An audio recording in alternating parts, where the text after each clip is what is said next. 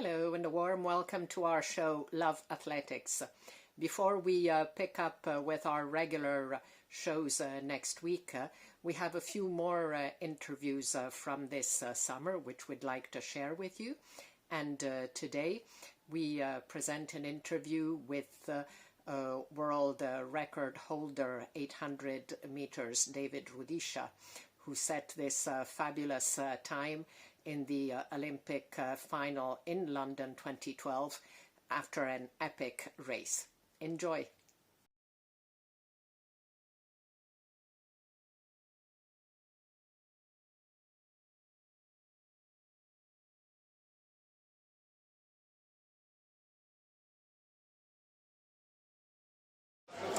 So David, wonderful to see you. Thank you for coming here for this interview.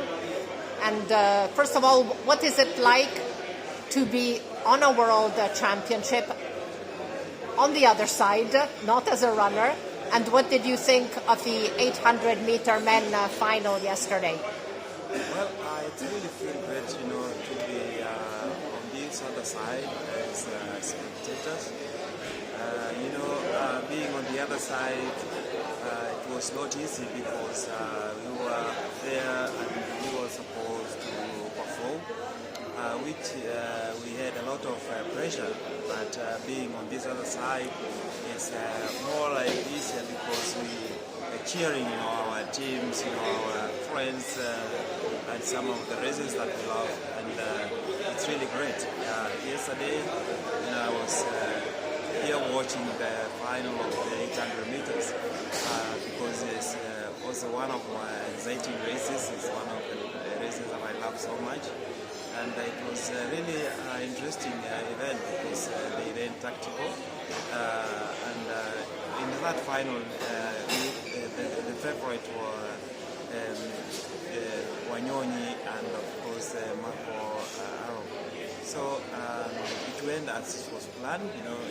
Marco is more experienced than Wanyonyi, but it was a good race, and I like the way he took that race.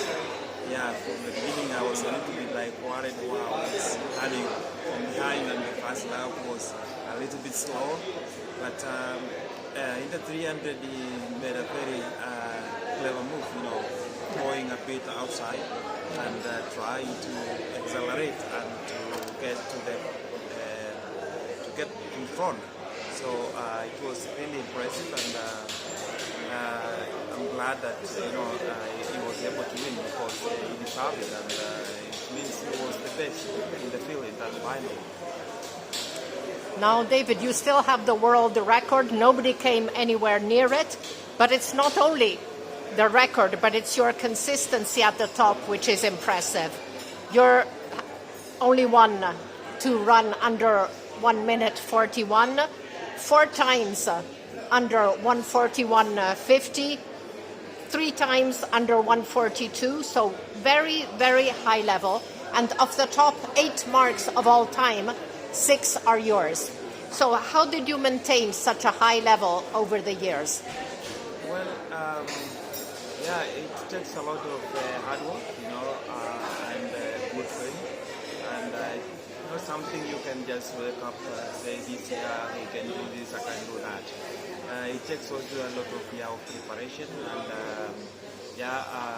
I'm glad that I was able to do that. I was able to focus, and of course, yes, it's not just about also the hard work. It is like a circle. You have to put everything in place for you to be able to maintain for such a long time, and also to have that kind of a unique consistency in any competition. And having good people around you was one of the special things.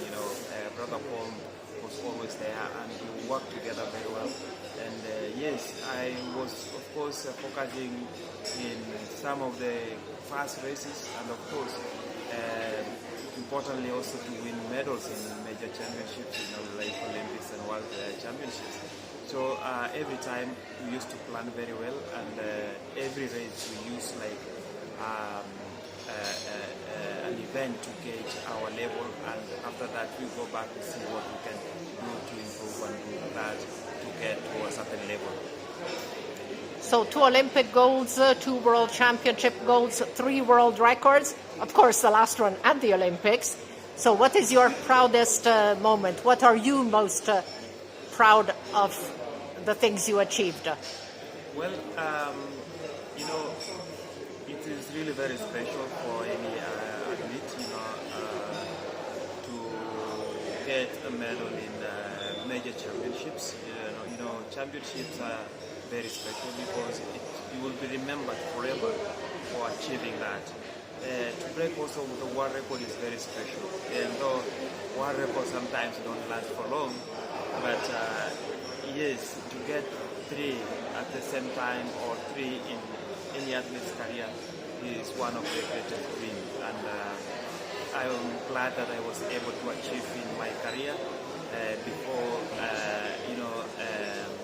I got almost toward the end of my career. I know it was not easy, but I'm glad that I was able to maintain and to achieve all 3 at the same time. So you also suffered some injuries. You missed 2013 World Championship, but you came back in 2015 and the Olympics, and you won golds when some people were already saying Rudisha is not going to do well. So how sweet was that? Well, it was very special. It was very special, and challenges are always part of our life, and we always find challenges everywhere. And for David Rudisha, I had also challenges with injury in my career, and to come back, after 2012 was a great year, and going out there, people were expecting the Olympic champion to be reigning. So I got a big problem with the knee injury that I had to go for keyhole surgery. But it was not easy coming back. 2014 I struggled a bit, and then getting into place. 2015 I was lucky to get into form at the right time and secure that gold medal in the World Championship in Beijing. Yeah. And 2016 was a bit different. I was feeling more confident. I was feeling my form was getting better. And going to that final of Rio, I was very much confident that this is another good event that I'm going to give a go. And I'm glad that I was able to run another fast race, in the final 142.15. That was really a fast race. Now, talking about Beijing, but not 2015, but you were in Beijing for the World Junior Championships in 2006, and that was the first time you were traveling outside Kenya. So tell us about that experience, going as a young athlete to a country so far away. What was it like? Well, it was my first experience outside the country, and of course my first time to go on a plane. Yes, I was a bit confused, being far and in a different country where even temperature different from where I've been training, where I've been living. But nevertheless, I was really determined, to do my best, even though I was a little bit nervous to go into some semis and into the final, because I was not the best in terms of time and everything. Even in the Kenya trial, I was not fast. I came second behind Jackson Kipova. And yes, I was not that confident, but I knew, yes, if an opportunity will come, and I feel great in between the competition when the race has already started, then I'm gonna give my best. My chances was just to sprint, be with the guys all the way, try to be in the good position and see what I can do in the last 100 meters. And that is exactly what really happened. And when we came to that last 100 meters, I felt like I still had some energy. I still have some gas, and I unleashed it in the last 50 meters, and I went past the guys. But yes, it was a bit of a surprise for me to win. That night, I didn't even believe that I am the world junior champion. But it was a great experience because since then I knew, yes, I'm on the right track, and I believe that if I keep on working hard and focus in my training and so forth, definitely I'm going to make to the senior level as a good athlete. So what advice would you give to a young athlete who is hoping to make it to the elite senior level? Well, athletic is it's a journey, and it's full of up and downs with its own challenges. But if you love athletics and you love what you do, you have to enjoy it. And every time you are out there, enjoy your time and meet different people, feel encouraged, and of course work hard. And if you put everything in place, then you are going also to do your best in your athletic career. Now let's go back to the 800, because it's been stagnating, your events in recent years. I mean, in London, you ran the world record, 1:40.91. There were some, the next few seasons, the best time of the season was 1:42 something. Nigel Amos, 1:49.89 in 2019. Again, Nigel Amos, 1:42.91, but after most of the time it was like 1:43 something. So the level is not as high as it used to be. What do you think are some of the reasons for this?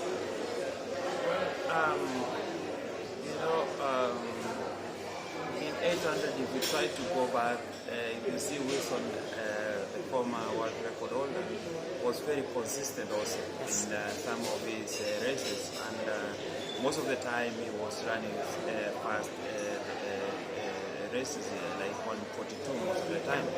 And coming to my time also, I took a different,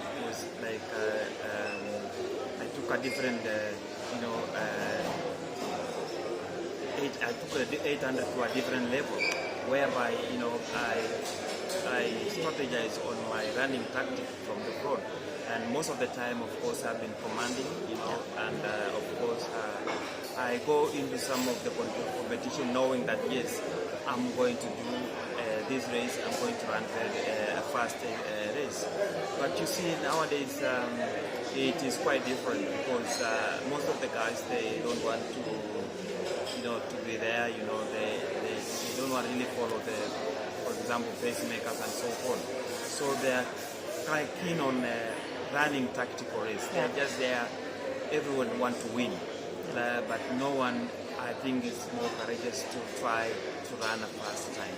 And during my time, of course, so many guys, ran their BP, so many guys ran 1:42, 1:43. Yeah, exactly. It was just like some of the races when I'm there, some guys even did 1:41, because I was dragging and I was pulling them to run fast, because yes, one of my races were more like special. They had a special rabbit. You just have to follow from behind. I love what you told Kiptum before the race in London. Don't follow me. I'm going out very fast. Don't follow me or you will die. Yes, it was, it is sometimes interesting, when you are in the final, for example, of a major championship. And of course, I knew, and I'm a front runner, and that one, I was in very much good form. Definitely, I knew this is going to be a fast race. My plan was to run a 141 for the first time without a pacemaker. Yeah. And I was really determined because I did a 142 almost 142 low in Nairobi, and that was in a high altitude. I was so impressed, and I said, what about the low altitude? I can do 141. Let me try this if it is possible. Of course, I didn't thought about running the world record, but my plan was to run a 141 without a pacemaker right from the front. But I knew these guys will be right behind me, trying to follow all of my strides, and I knew it wouldn't be very easy for them because I thought they are not on that level that I was at that time. You know, I had already ran 2012 before the Olympics to 141. You know, in Paris and New York. Yep. So I was very much in good form. So I told my friend Kitum that don't follow me, come from behind, because I know in the last 100 these guys will struggle if they follow me, and you will easily beat them. And exactly that what actually happened. So most of the races that I was running, I knew my plan, my splits and everything, and I used to calculate some of the splits before I come to the track. And I was more kind of an open person, kind of an open athlete. Even some of the guys can come and ask, what pace are we going today? And I will tell them, yes, I think we are something around 143 form or 142, and exactly like what we used to do. Well, that definitely was a great race in London. Obviously, your world record, but you pulled Nigel Amos and Timothy Kiptum to a very, very good time. So that was the most unbelievable 800-meter race. And finally, David, I think that your guardian angel is very busy and very powerful, because you had a frontal car crash in 2019. You had a plane crash last December and only suffered minor injuries. So very lucky with your different accidents. Yes, you know, I had this terrible accident, you know, 2019, cerebral car crash, and yes, you know, with another air crash, you know, small light aircraft, and yes, I can say that I'm lucky, you know, because this is just something that it's hard to describe, you know, something like that happening, and most of the time I escape. I always feel like I think I have my ghost.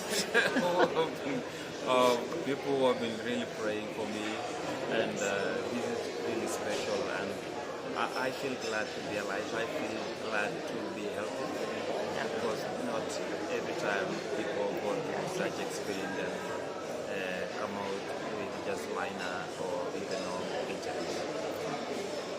Definitely. Thank you so much, David. It was wonderful talking to you as always. Thank you for your time.